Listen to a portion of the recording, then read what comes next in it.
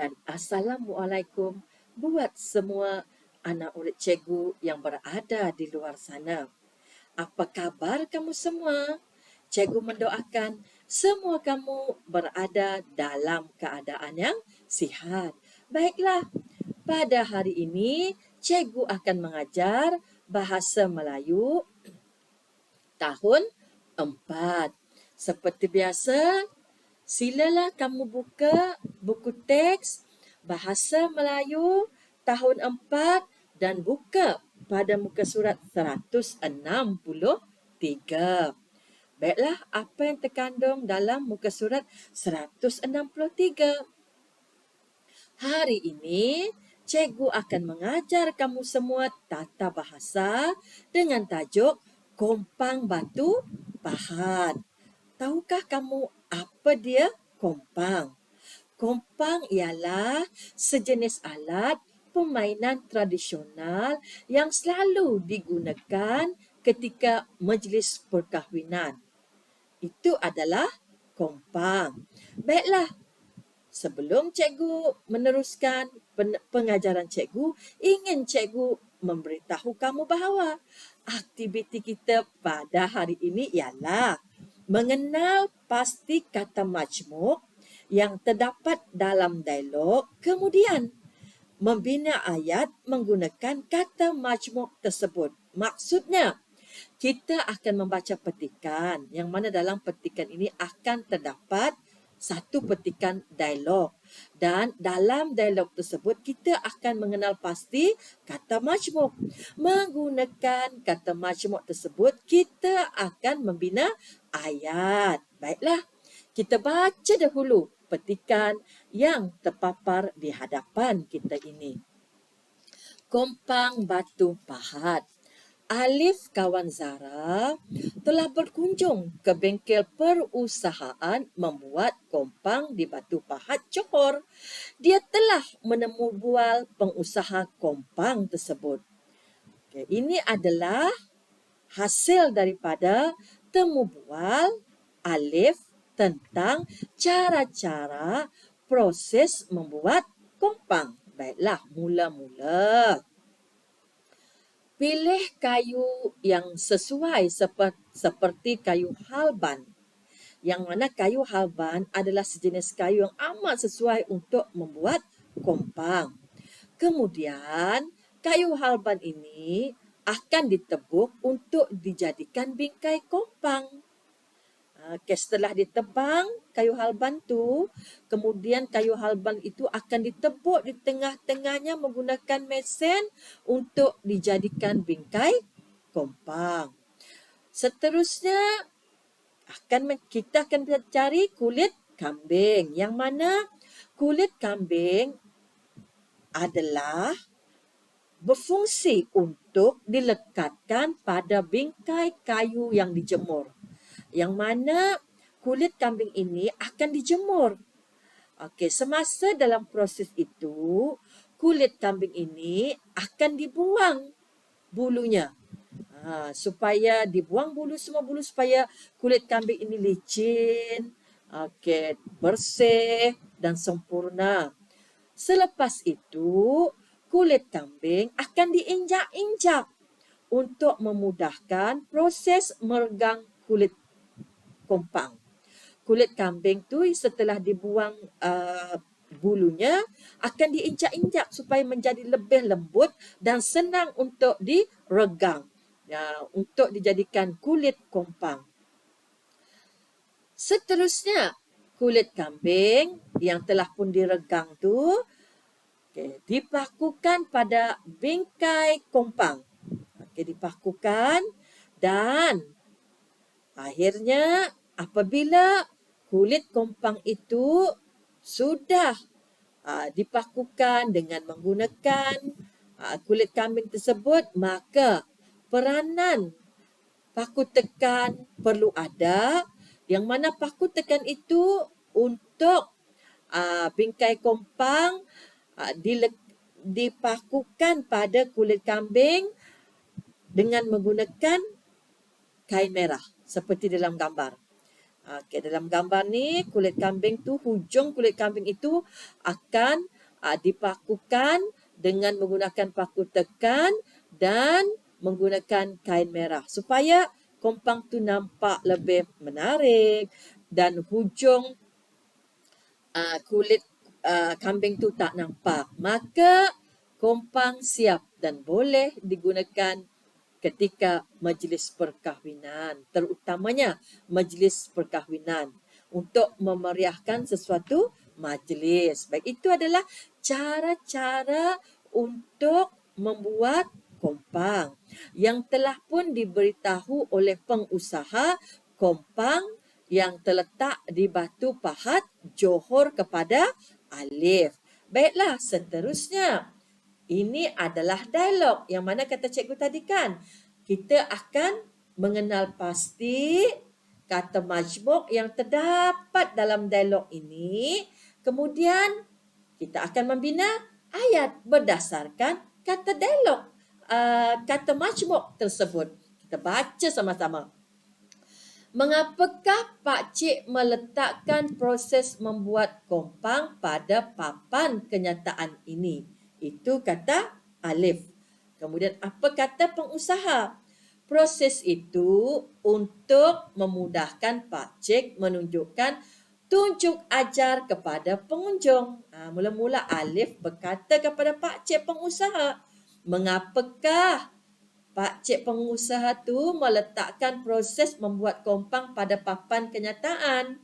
Tujuan Pak Cik pengusaha tu meletakkan proses membuat kompang pada papan kenyataan adalah untuk memudahkan dirinya.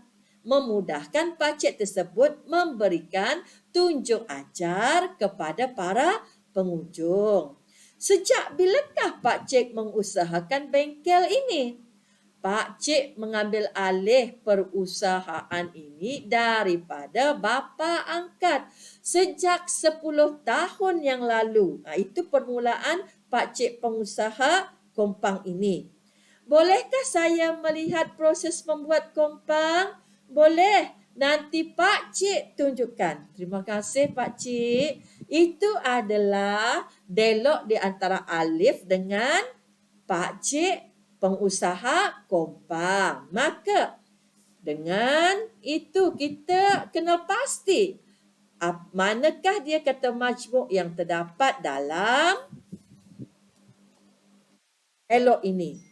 Kita baca yang pertama semula. Mengapakah Pak Cik meletakkan proses membuat kompang pada papan kenyataan? Papan kenyataan adalah kata majmuk yang pertama. Papan kenyataan. Seterusnya, proses itu untuk memudahkan Pak Cik memberikan tunjuk ajar kepada para pengunjung. Tunjuk ajar adalah kata majmuk yang kedua. Sejak bilakah Pak Cik mengusahakan bengkel ini?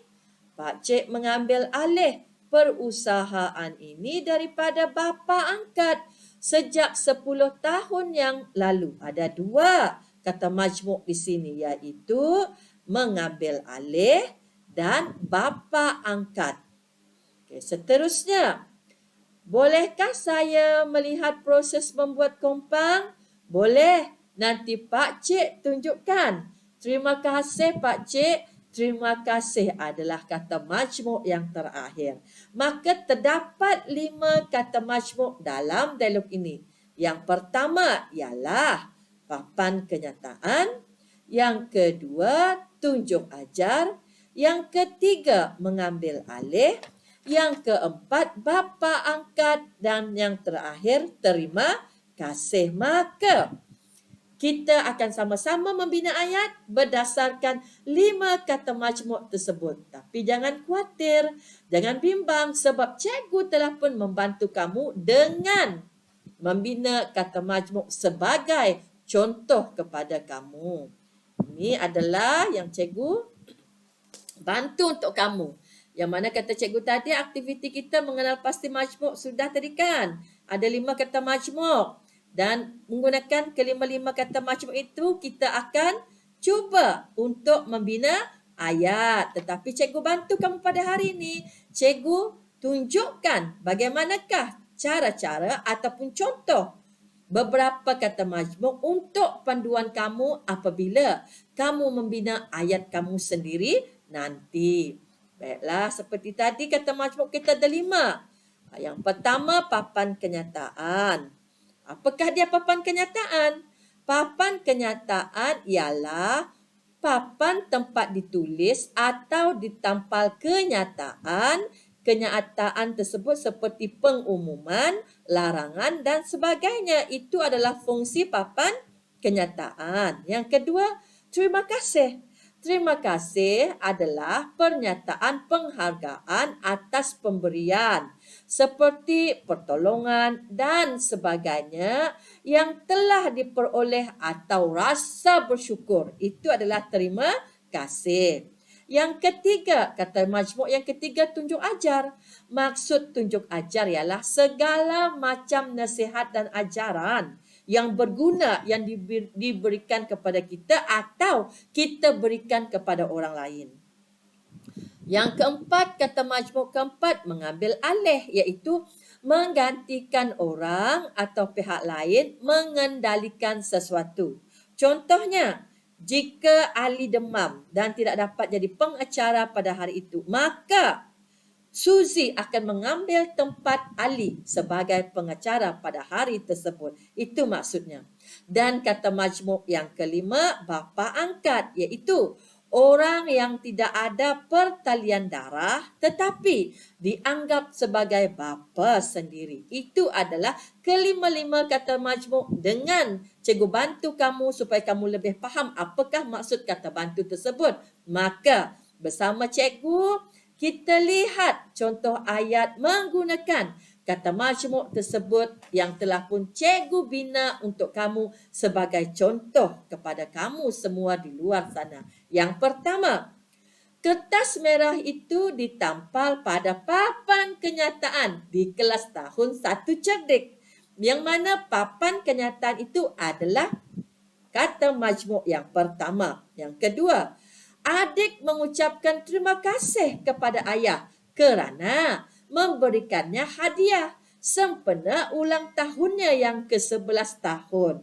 Itu adalah kata majmuk yang kedua, iaitu terima kasih. Kata majmuk yang ketiga, tunjuk ajar. Bunyi ayatnya, ibu memberikan tunjuk ajar kepada abang sebelum dia melanjutkan pelajaran ke luar negara. Okey. Seterusnya, saya mengambil alih pengurusan syarikat semenjak ayah jatuh sakit. Itu adalah kata majmuk yang keempat, mengambil alih. Dan yang akhirnya, lelaki tua itu sebenarnya bapa angkat Aina. Kata majmuk yang kelima iaitu bapa angkat.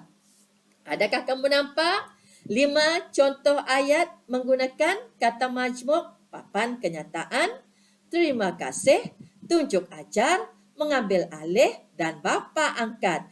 Harapan cikgu dapatlah kamu membina ayat kamu sendiri berdasarkan contoh-contoh yang telah pun cikgu berikan untuk kamu pada pelajaran kita hari ini. Harapan cikgu, belajarlah rajin-rajin kerana orang yang rajin pasti berjaya. Itu sahaja untuk hari ini. Assalamualaikum, salam perpaduan dan kita akan berjumpa lagi.